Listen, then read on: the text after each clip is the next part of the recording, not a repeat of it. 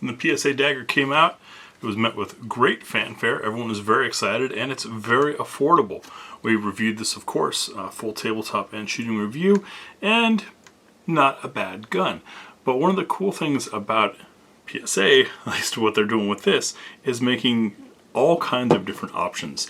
We're going to take a look at a different slide that we picked up for this and see what the difference is, both in weight and potentially in performance. Coming up next on GBGuns. Arriving in a box like this, labeled Dagger Complete SW2 Slide Assembly with non-threaded barrel, extreme carry cut, day sights, black DLC. Those are all the options, because they do have a lot of different options. But I saw this on one of their sales for, I want to say it was like $1.99, something like that. And as you can see, we've got a nice deep beveling here. It seems to be a little bit deeper of a bevel on the front than what came on our factory one, and of course we have the speed holes there to lighten things up. Otherwise it seems about the same, but I jumped on it because it was under $200 and it's a complete slide. Man, I remember when the Glock aftermarket first exploded, you were looking at $300 or $400 for a stripped slide that had features like this. Then you had to spend all the extra money to buy all the other parts to complete the thing. This was complete. So what I want to look at here on the tabletop before we head to the range is just what's the weight difference, what are these speed holes and this cut difference making to the amount of mass that's shifting in our hand, because the more mass you have in that slide, the more recoil you feel, but it's also a lot more to help shove that, once it's got momentum, shove that round, strip it out of the magazine and shove it into the chamber. So it helps you and it hurts you. You can shed too much weight, and you can certainly have too heavy. And we'll do a quick chamber check of this barrel just to see how it fits, since it is a different barrel than what we had in our original Dagger setup. Now, I've tried all kinds of tricks to try to make that screen more readable for you guys. I can lift it up like this, but then of course anything that's on it's going to be off. It's an arc screen, so there's a reflection. I'll read it to you, don't worry. Our new slide, let's remove the spring since that is not a part of the reciprocating mass. So slide and barrel is coming in at 15 ounces even. And our original, 15.3 ounces. So not a lot of weight difference. That's kind of surprising because it seems like this would be a whole lot lighter. Is that going to make a difference on the range? Let's go find out. Palmetto State Armory keeps cranking out deals. The Dagger, as we know, is probably one of the most affordable Glock compatible platforms out there. Recently they had a sale on these speed hole slides that I couldn't resist. I wanted to see if it was any different. When I got it, I noticed the barrel is a little different. That finish is different, and the target crowning is different as well. So I figured I'd bring it out and test it as is, something that I believe you guys should do if you change slides or barrels. So I'm going to bring you along for the process. You'll see first shots through the thing on steel just to get a feel for it. Then I want to see what it eats, since this barrel looks slightly different. Maybe it's not going to function the same as the barrel that came on the gun originally. Then I want to try to do a side-by-side and see if I can really tell a difference with these speed holes or not. That's what's coming up next on GBGuns. First shots through the new version of the Dagger. We've got our target camera set up. That C-zone piece of steel out about 20, maybe 21 yards away. Zoom in so you guys can watch along. Just want to see how this runs. 10 rounds of Winchester White Box, thanks to our patron supporters. Yeah, that was a little crunchy of a feed. It is a PMag, not exactly the best magazines in my opinion, but we'll see how it does. Remember that grip angle.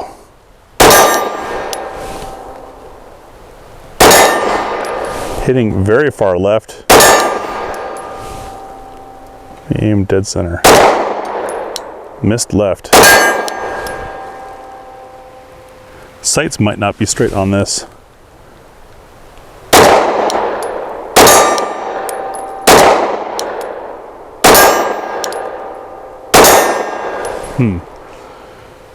Now I typically err a little bit left, so That could be me, but that was high left and I was aiming dead center. C-zone target at 20-ish yards. When we do the what's for dinner, we'll see if those continue. As far as recoil impulse with that change in slide weight, I'm not sure if I felt anything yet, but we'll know more when we shoot more. The Dagger is a comfortable gun. Trigger, not great, not terrible. But let's see how this new barrel is going to do in What's for Dinner. It's that time again, our trademark test, the What's for Dinner test, where we look to see what the gun will eat. As I roll by these, you'll see we have different bullet profiles, different weights, different case materials, projectile shapes, quite the gamut. We're going to shoot 3 rounds of each. We're looking to see, does it feed from slide lock? Is there enough energy to cycle and feed another round of the same type? And does it lock open on empty when done? If you guys have been curious about trying some of these loads, because I know sometimes we feature some odd ones, check the pinned comment for the article at gbgunsdepot.com. There I will link to where we can find this stuff. And as always, big thanks to our patrons and Ammo Squared supporters. You guys make this happen. For this test, we're 7 yards away, and I've got a pile of known good Glock 19 pattern magazines.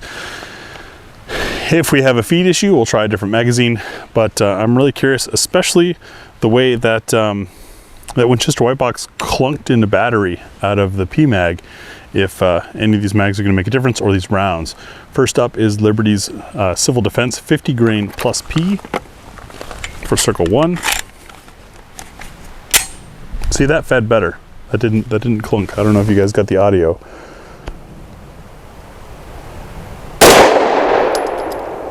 Very smooth.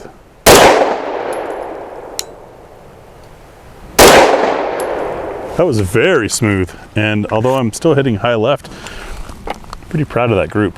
I can admit that. Next, circle number 2 is the ARX Inceptor 65 grain. These are the plastic screwdriver tip looking things. That also fed better. So it's either the PMag or it was the Winchester. Trying to aim very carefully in the center there. And I am still getting high left.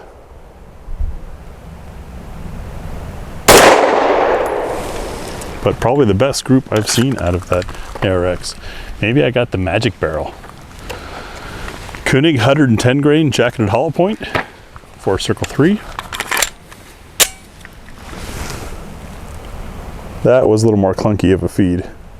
Yageman magazine.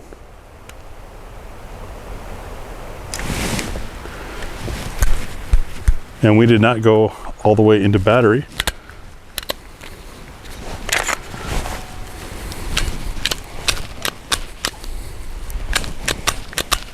And I'm going to have to go bang this on a ledge to clear it. This is the second time we've had this happen with Yageman, with Koenig ammunition. So I had to jam that open by banging the rear sight on a table edge, and then the extractor eventually let go, but the round was still stuck in the chamber. I tried prying with a knife. That didn't get it out. It was really stuck. I ended up using a cleaning rod, going through the front and punching it out.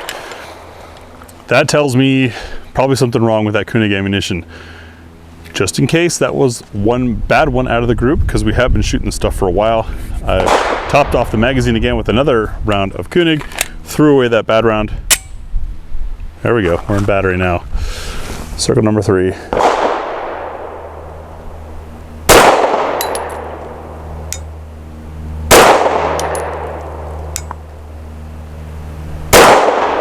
I have no idea why those hit so stinking high. That's crazy. No banging on the sight would cause that kind of shift on the Glock sight system. So something's funky with that Koenig. And that irritates me when that happens. You know, if ammo's not cheap and people don't have a lot of time. But this is why we do What's for Dinner, so you guys know these things. Blazer aluminum 115 grain up next. Those who have been with the channel for a while know we use aluminum and steel because it's affordable. That's also why many folks buy it. It's cheaper to make, cheaper to sell, cheaper to buy. However, you get different friction inside the magazine, different friction going into and out of the chamber. As a result, some guns don't like it. Circle number 4.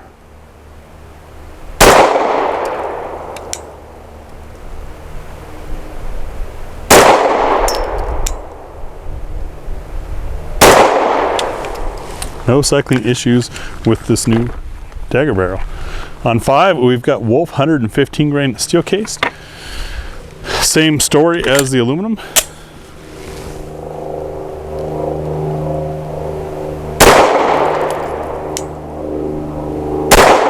A little punchier than normal for Wolf.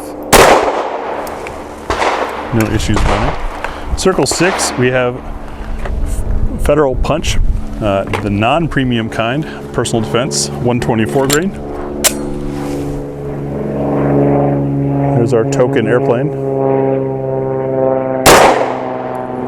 It is punchier. Felt a little bit of slide bite on that actually. And on that one. Ran fine. Not something I'd want to run a bunch of rounds through because it slide bit me each time. Federal Syntec, synthetic jacketed hollow point, 138 grain for Circle 7.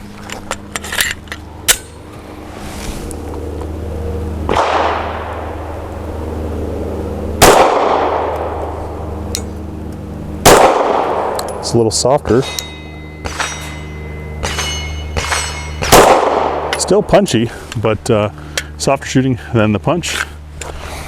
Please excuse the spall raining on us from somebody shooting steel next door. Next up, Winchester Elite Defender 147 grain.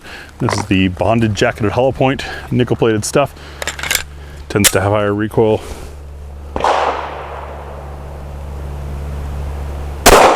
Yep.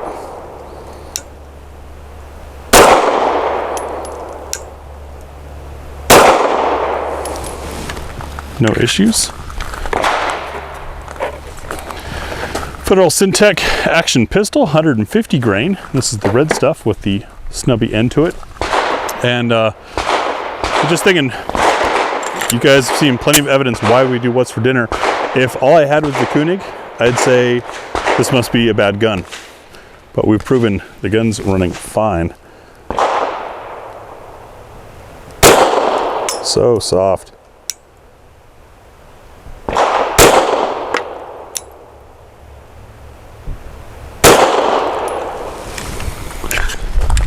But not too soft to run the Dagger. PPU's subsonic line, 158 grain. This is our heaviest load. I just had kind of a clunky sound, and once again, it's the PMag.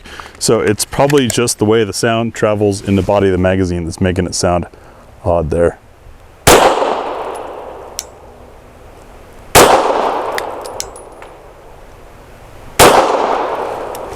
Grouped pretty nice. You know, I've had a couple of good groups with this. I think PSA changed barrels or barrel maker or whatever they're doing, because it definitely looks different than the barrel that originally came on with the gun. But I like this barrel. It's doing pretty well. Now I'm going to try a little experiment to see if I can feel any type of difference between this slide, which is a little bit lighter, and the slide that originally came on the Dagger. Don't know if this test protocol works. You guys can watch and let me know what you think. Here's my protocol. We are 7 yards away from our Infinity Defense rubber target that I've slapped some stickies on. I believe they're a 4-inch circle, something like that. And I have 6 rounds in 2 identical magazines and both slides. In theory, the lighter slide should help me control recoil, should be able to shoot a little faster, a little smoother with it. Why 6 rounds? Well, I'm well practiced and versed in doing hammered and controlled pairs, 2 shots. I'm not very good at doing 3 shots. So I'm going to ready up style, bring up, try 3 shots, then down, come up, try 3 more shots. So 2 iterations of that with each slide. You guys be the judge, watch the pistol, see if, and watch the target as well. Let me know if you're seeing smoother shots with the lighter slide or not. It's not a perfect test. There could be some bias. Obviously the one that goes first has the disadvantage because I'm not warmed up in this particular drill, which is why I'm gonna use the lighter slide to go first. We'll use the heavier slide second, see if there's any type of real difference. I'm curious. This is just a theory, but let's see what we get.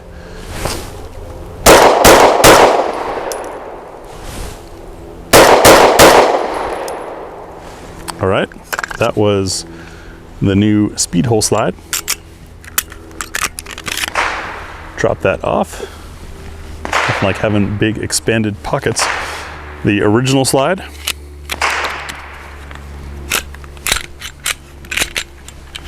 And their Bullet Armory magazine and 6 more rounds of Winchester White Box for the second target.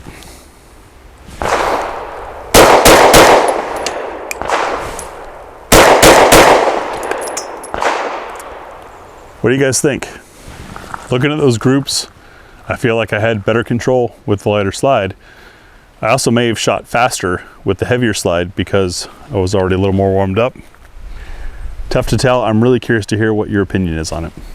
I hope this helped you guys see what, at least what I go through when changing slides and barrels. You want to get to know it. It's not a new gun entirely to you, but it could perform differently. Between the factory's original slide and the speed hole slide, I think things went a little better for me with the speed hole slide overall. So I think it was worth the investment. If you're curious about the difference in barrels, hopefully the light will catch. You can see there's definitely a different finish on this one that was bought separately. And as far as target crowns go, you should be able to see very clearly that the crown is more bugled, more I think better looking on the original than is on this one, and that kind of disappointed me at first. However, the performance we had today shows that this is a good barrel. So who cares about a cool little bugle muzzle if you can shoot better? Interesting stuff. If I didn't say it in the beginning, a further analysis story on this, as well as a link of how I got this, is going to be in the pinned comment over at gbgunsdepot.com, is where I'll write this up, show you some better photos of it all, and then link to it. But I think it ran me just under 200. For the upgrade, that's up to you guys. Thanks for watching.